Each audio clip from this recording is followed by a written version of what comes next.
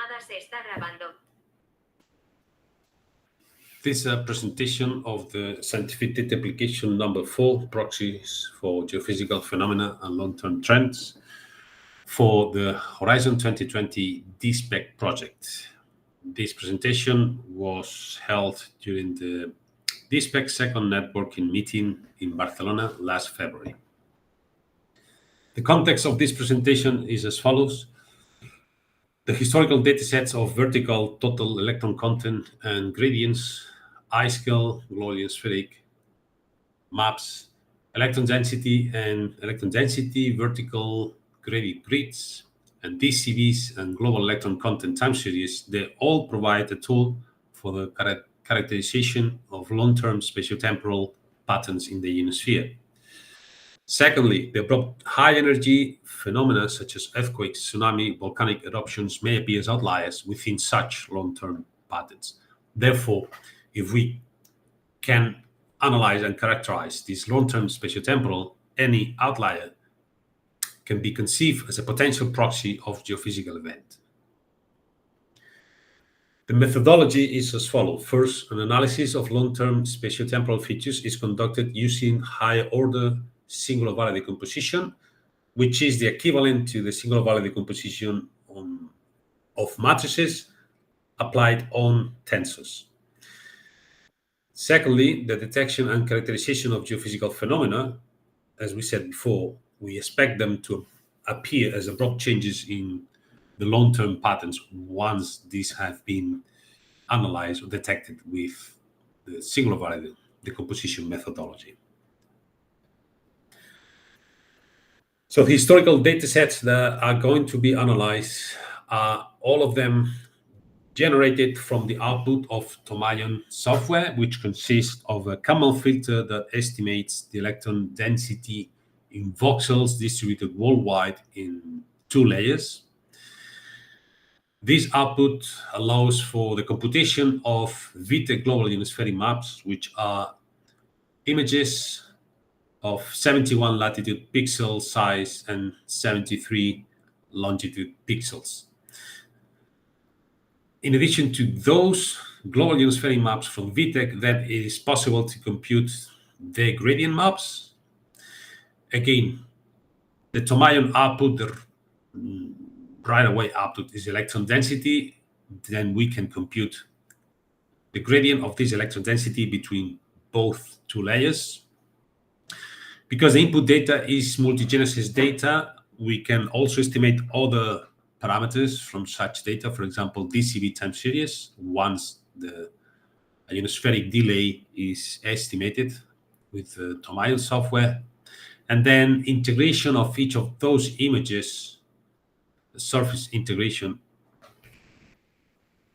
provides global electron content time series. And finally, the I-scale, which is an ionospheric storm index, kind of local KP, which provides information, is a measure of the deviation on each pixel with respect to climatological values of the ionospheric content. The spatiotemporal analysis is conducted using TACA decomposition or high-order singular value decomposition on the time series of global ionospheric maps, which can be conceived as third-order tensors. And TACA decomposition is a single value decomposition over tensors.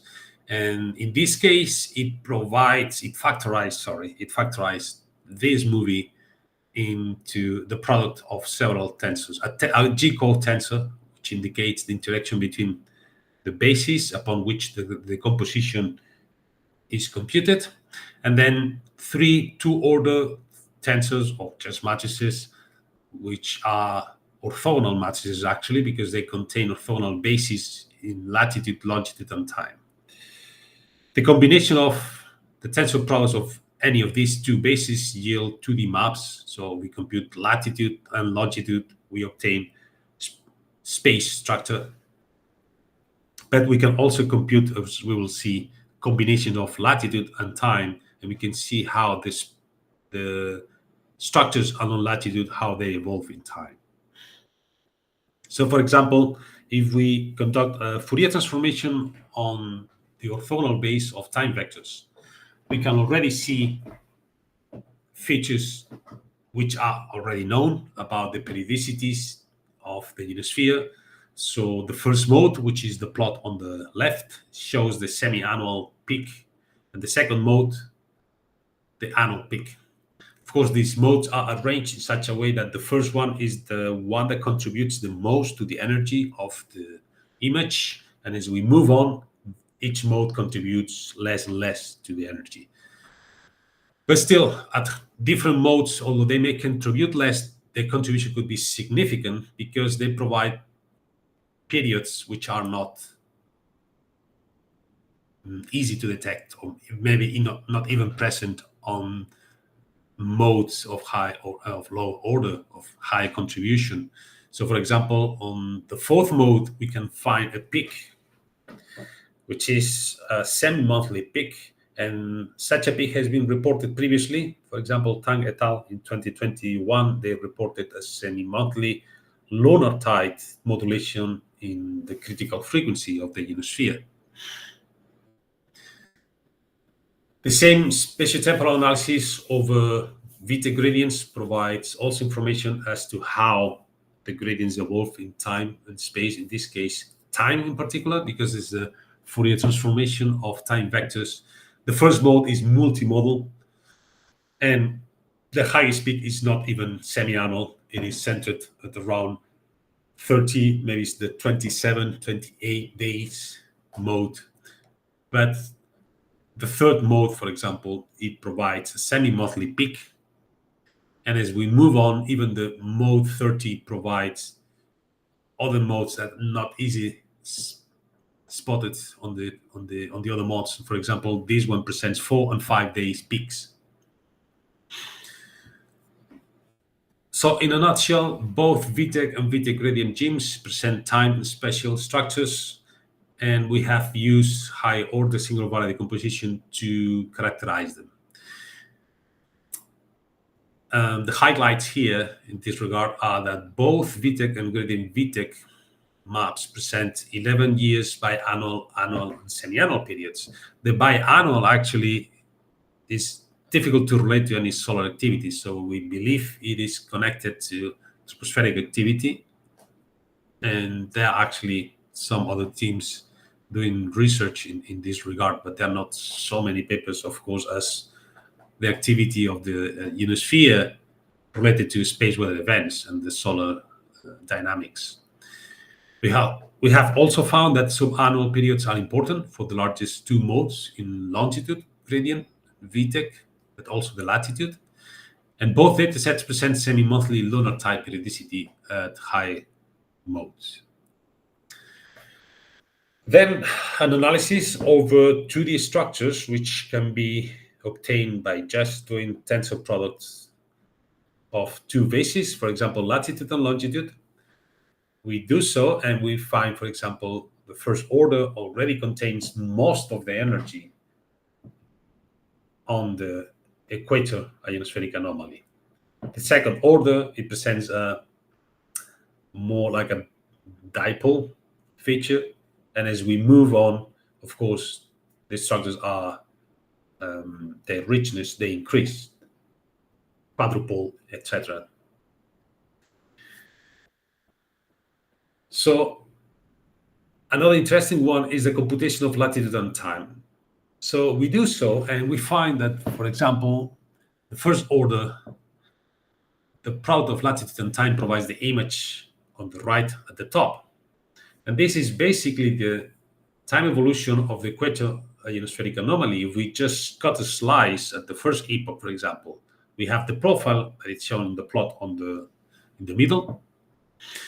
And the vertical red line indicates the barycenter. And this actually has the profile of the ionospheric anomaly with one of the maxima larger than the second one.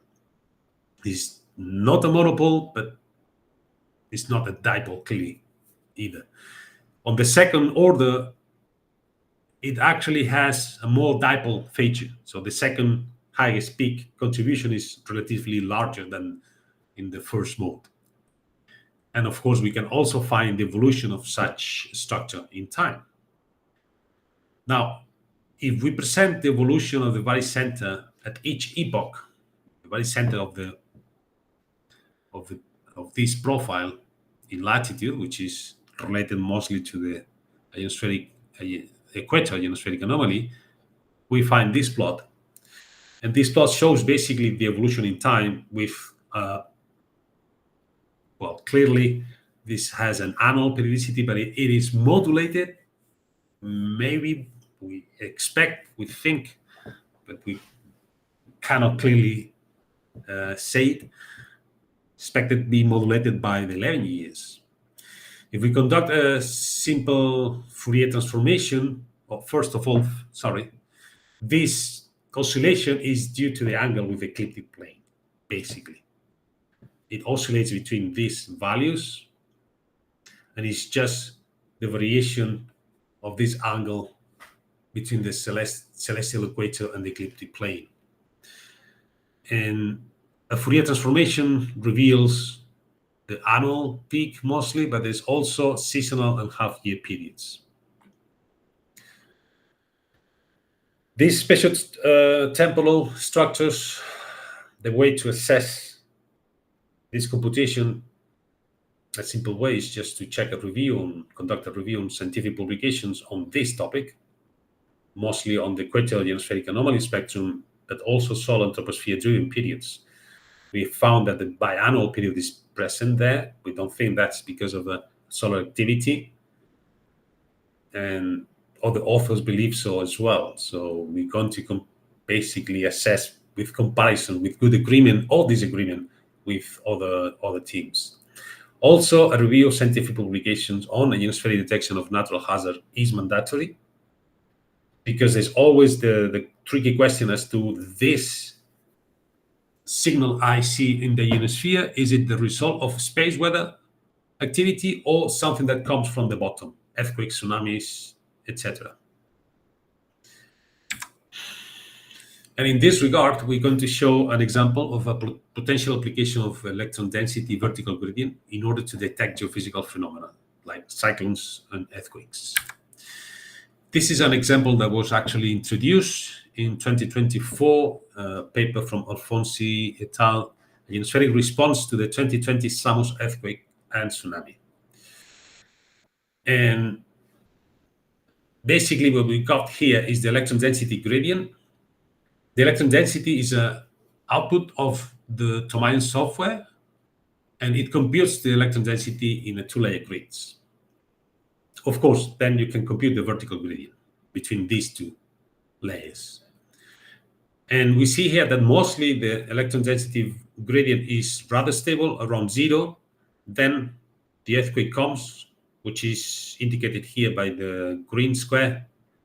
And right after the seismic event, there is a huge variability on the electron density gradient, and then rapidly drops again back to, let's say, nominal values. And we believe this is basically the transition, the path of a gravity wave, or actually traveling ionospheric disturbance, which has been triggered by the energy released by a gravity wave. Another example here of different nature is the detection of gravity waves or their imprint by cyclones. So cyclones generate gravity waves as well. They travel upwards, and when they release the energy, they trigger TIDs by the coupling between the neutral atmosphere and the plasma. In this case, the plot on the right shows the wind speed. So it is easy to spot, in this case, two cyclones north of Antarctica. And on the left, we can see the vertical gradient of the electron density grid. And there's a blue dot with a drop in electron density gradient. And its location is consistent with the location of the cyclones. This is actually work in progress and is part of a PhD thesis. As I said before, of course, the space weather is mostly what is driven the ionospheric activity. And when we claim that what we see in the ionosphere is due to gravity waves generated from events on the ground, on the troposphere, the first thing to do is to check the space weather conditions. In this case, for the cyclones we just presented, all the proxies were actually indicating a rather quiet day. KP was low, DST was hardly -20, etc. And the time series of the electron density gradient for this cyclone, before the cyclones, we can see the classical or characteristic daily period. But as the cyclones start to develop, which is indicated between these vertical dash lines, a lot of outliers show up there. And these outliers are the result that are showing us the impact of the gravity waves on the ionosphere.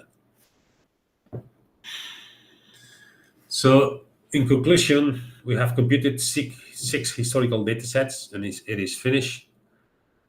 These datasets span over 2 solar cycles since 1996, and we have conducted on several of them high-order singular valley decomposition, which reveals rich content of spatiotemporal structures, mostly on the global ionospheric maps, which is a characteristic of fractal phenomena. These datasets also provide tools for the detection and characterization of geophysical phenomena, space weather, long-term atmospheric patterns, natural hazards. And we have presented an example here with the usage of the electron density vertical gradient to detect tsunamis, the effect of tsunamis and cyclones in the ionosphere. That's all. Thank you very much. And if you want more information, you can find it in this website of the DISPEC project. Thank you.